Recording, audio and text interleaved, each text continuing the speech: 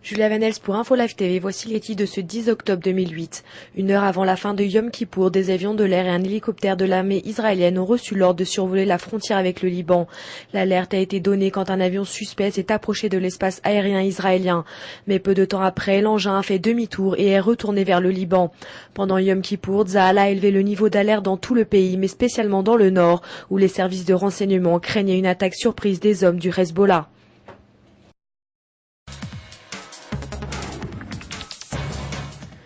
C'est un ancien haut responsable des services secrets iraniens qui va remplacer Imad Mughniyeh, le chef militaire du Hezbollah, mort il y a 8 mois dans l'explosion d'une voiture à Damas.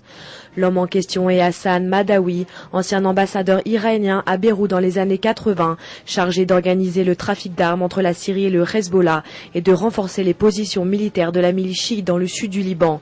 Avec Madawi comme chef militaire, l'Iran continue de montrer qu'il souhaite renforcer son influence et son contrôle sur le Hezbollah libanais.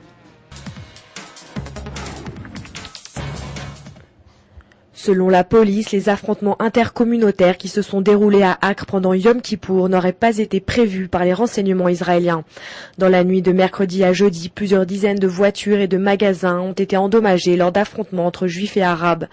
Rappelons que le député arabe Abbas Khor avait appelé dès mardi au déploiement de forces de l'ordre à Acre durant Yom Kippour pour empêcher les jets de pierre contre des voitures conduites par des arabes.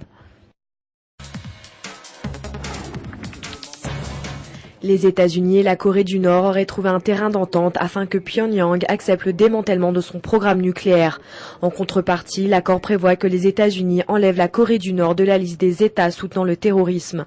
Le compromis aurait été trouvé lors de la visite de l'envoyé américain sur le nucléaire Christopher Hill à Pyongyang la semaine dernière. Les États-Unis devraient rendre public l'accord une fois que le président George Bush l'aura approuvé. La Banque centrale d'Israël a annoncé la baisse de son principal taux directeur de 4,25 à 3,75% à compter de ce dimanche pour contenir les effets de la crise financière mondiale sur l'économie.